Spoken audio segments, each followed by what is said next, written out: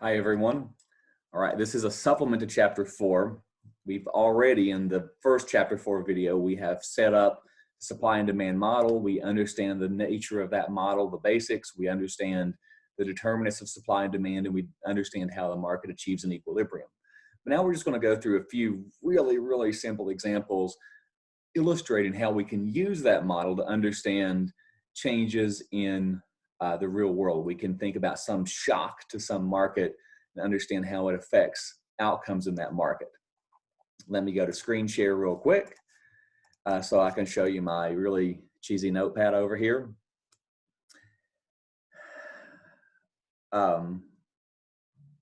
Let's start off with an example where we're talking about the market for, this is a simple example. None of these examples that I have are like really sexy or cool, but oh well. Let's say it's the market for cotton shirts. The market for cotton shirts. So we have the quantity of cotton shirts and the dollars per unit. Here we have the demand. Here we have the supply. We're going to assume the market is at an initial equilibrium. So the market is here at Q1 and P1 to begin with, right? Last time we talked, of course, about how markets naturally achieve these equilibria. And so in most of our examples, we assume that we're starting off at an equilibrium, which that isn't too weird, I don't think.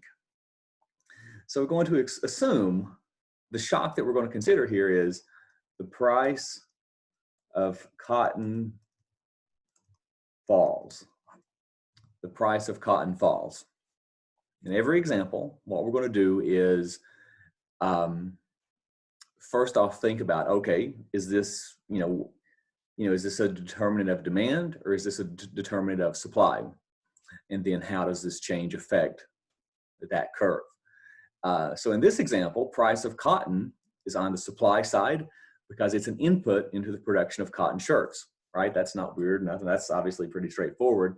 Price of cotton is an input into the production of cotton shirts. So as you remember, the supply curve is the marginal cost curve. So if the price is lower, the marginal cost is going to fall. So for every one of these units, we have a lower marginal cost. The marginal cost used to be up here off this old supply curve. Now the marginal cost is lower. The new supply curve shifts in this manner out to S2. Just look at it vertically. For the first unit, the marginal cost is lower. For the second unit, the marginal cost is lower. For the third unit, the marginal cost is lower. Put all those together and you get a supply curve that has increased or shifted to the right. So anyway, here's the new supply. But at the old price, right, now the quantity demanded is still that old quantity. But at the old price, the quantity supplied is a lot higher now that we have this new supply curve. So the market is going to be thrust into a disequilibrium, right? Here's the quantity demanded under the old price. Here's the quantity supplied under the old price. There's an excess supply. There's a surplus in the market. So that's not going to be a natural stable point. There's going to be a natural tendency for the price to fall. And the price will continue to fall until we get to this point, P2. The price will continue to fall until we get to that point. That will bring quantity demanded and quantity supplied into a new equilibrium here at Q2. And now we are back to a stable outcome. Overall, the outcome of this shock is that the price has fallen and the quantity has increased. That should be straightforward, right? I mean, I feel super weird because nobody here is here to actually answer me. But that should be a very straightforward example, but that's how you should think about this. Let's go on to another example. I have a little sheet here that I'm using to remind me of which examples I wanted to do. So we're going to talk in this example, we're going to talk about the market for gasoline. Gasoline. The market for gasoline. Here's the demand for gasoline. There's the supply of gasoline. And the shock that we're going to look at here is the price of airplane tickets decreases. Price of airplane tickets decreases. Here's our initial price, and here's our initial quantity. So how will the price of airplane tickets affect gasoline?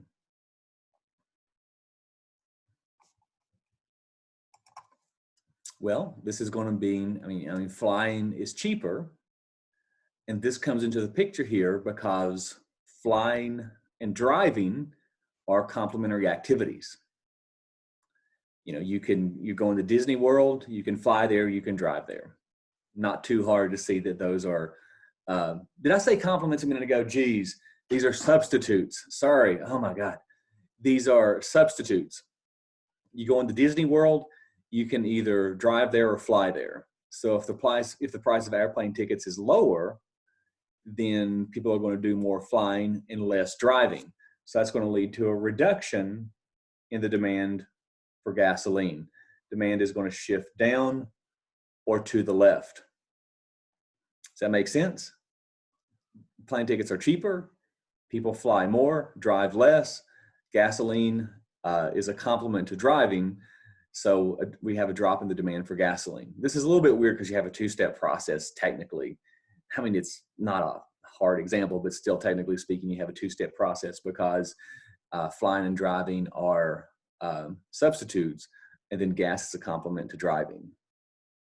Anyway, we were here at this initial equilibrium, but now the demand has fallen. We have a disequilibrium in the market. The quantity supplied now is greater than the quantity demanded. Right? There's an excess supply, a surplus in the market. There's going to be a natural tendency for price to fall. Price will fall until we get to this point, P2, and that will correspond to a lower quantity of gasoline. Overall result in the market for gasoline stemming from this exogenous shock is we get a drop in the price and a drop in the quantity of gasoline produced and consumed. Make sense? Here we go. Example 3. Here we're going to talk about the market for lumber.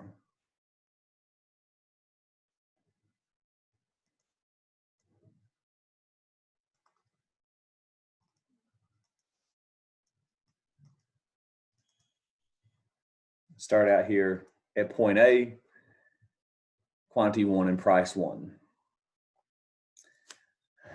So the shock here is lower interest rates, lower I, causes a housing boom and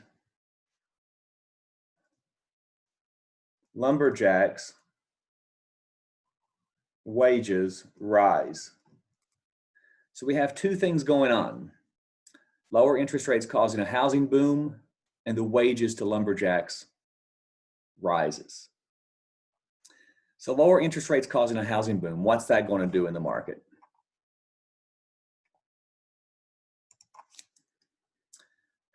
Have to have lumber to build a house. We have a housing boom that naturally is going to point to an increase in demand. Demand is going to get over there to D2. Demand is rising at any given price. The amount that people want to buy is higher now because of this housing boom driving up the demand for lumber. On the other side, lumberjacks' wages rise. So the thing is, wages are an input into the production of lumber. We talked about, the price of inputs is a key determinant of the supply side. So if wages go up, that means the marginal cost associated with producing lumber also goes up. So for every unit of lumber, the marginal cost is going to be higher. That's going to translate into, as we said before, a reduction in supply or a leftward shift in supply. Again, we're going to have a new disequilibrium created in the market at this old price. At the old price, over here is quantity demanded. Over here is quantity supplied. It's going to be a huge excess demand in the market at the old price, be a natural tendency for price to rise. Price will continue to rise until we get to this point, P2. On the quantity axis, things are a little bit different. It looks like quantity has increased based on the way that I drew these curves. But I hope you realize that I just made these curves up, right? I mean, the increase or the decrease that we depicted is legit, but the slope that I put on the curves, I just pulled completely out of the air, right? We haven't talked about that yet. We don't know if these are going to be really steep or really flat in the real world. And furthermore, the magnitude of the shift that I drew was just completely made up, right? These exogenous shocks could, in the real world, they could lead to a big shift or they could lead to a little shift. And it would really be up to economists to try to figure out the magnitude of those shifts. If you look at it, if the increase in demand were really big compared to the decrease in supply, we'd get an increase in quantity ultimately. If the reverse were true, if the decrease in supply were really big compared to the increase in demand, we'd get a decrease in quantity ultimately. So we don't know what's going to happen to quantity. Just put a question mark there. So ultimately the outcome is prices rise as a result of this shock, but we get an ambiguous change in quantity. The answer is theoretically ambiguous. And do not, if I give you an example like this on the quiz or the test, do not put 0, right? I mean, the change in quantity, you could draw it to look like it were 0, but that doesn't mean it's 0. It's theoretically ambiguous. We don't know whether it's going to be an increase or a decrease. Do not put 0. 0 is wrong. It could be an increase if the increase in demand is bigger. It could be a decrease if the decrease in supply is bigger. It just depends, but an ambiguous theoretical change in quantity. And I just will say, anytime you have one of these examples where there are both curves shifting, then you're always going to have an ambiguous change on one of the axes. So that's just a little tip for you. It depends on which axis we're talking about. It depends on the shifts in terms of whether the ambiguity will be on the x-axis or the y-axis, but there's always going to be an ambiguous outcome when both curves shift.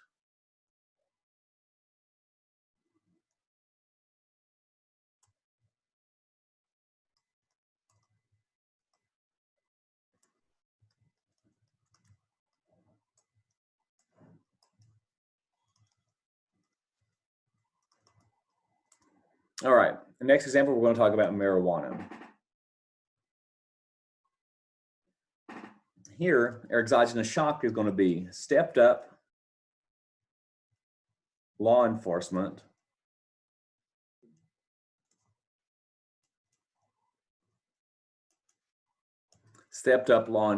against sellers of marijuana. This is kind of opposite of what's really happening in the real world, but whatever. Stepped up law enforcement against sellers of marijuana. What's that going to do? So this is obviously on the supply side. This is about the people selling marijuana, so it's on the supply side. But increased law enforcement, if you're a seller, that basically increases the risk associated with selling marijuana illegally. This is, of course, talking about in the states where marijuana is still illegal. I hope that's obvious. This is not relevant to the states where marijuana is now legal. But anyway, stepped up law enforcement against sellers. Increases the risk associated with selling marijuana, and that's basically a cost. I mean, that's a cost associated with selling marijuana. That's going to mean, essentially, the cost of selling is higher. That's going to translate into a reduction in supply. It's going to shift us over here from point A, where we were to begin with, over here to point B, after the market has time to reach a new equilibrium. I won't talk about that every time, about how the market's thrust into, excess demand situation or an excess supply situation, but we'll just jump right to the conclusion here. The market eventually reaches a new equilibrium at point B. That new equilibrium is going to carry with it a higher price and a lower quantity. So the result is price goes up, quantity goes down. And of course, that that outcome, the reduction in quantity, is of course what the law would seek in the first place in terms of increasing enforcement. All right, we're going to do one more example and then we'll call it a day. But you should still practice. You know, there's still going to be more examples of this on the exam and on the quizzes. So be sure to continue to practice more examples on your own. There's plenty of examples in the book and other places.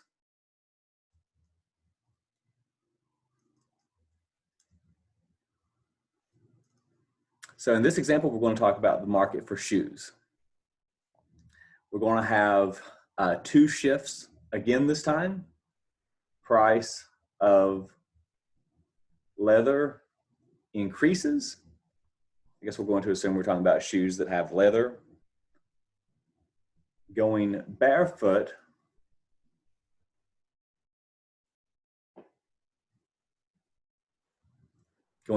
becomes more popular. So the first one, the price of leather increases. This is similar to what we had before. Leather is an input into the production of shoes. So if the price of leather goes up, that means the marginal cost is higher. That means supply shifts up on the page, or it's a reduction in supply with that higher marginal cost. On the other side, going barefoot becomes more popular. What's that going to do?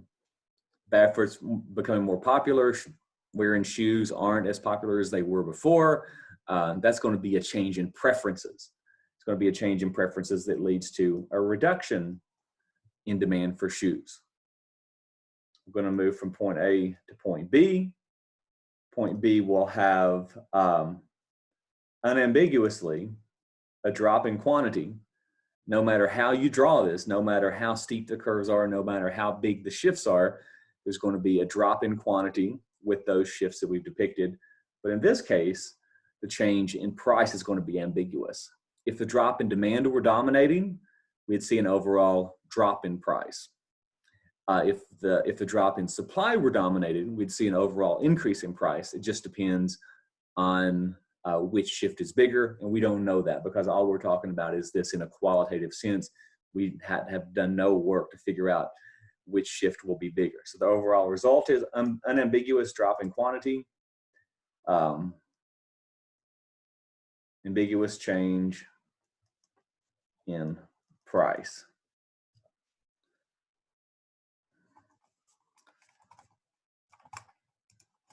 So that's all we're going to do for now. Those are just 5 examples to work through kind of how economists use the supply and demand model, and how we think about the model. You'll see in coming chapters, the supply and demand is so widely applicable, so widely used, and it's really powerful in so many ways because we can use it so much. But these examples are, I mean, you know, these examples are okay to begin with. They're really simple.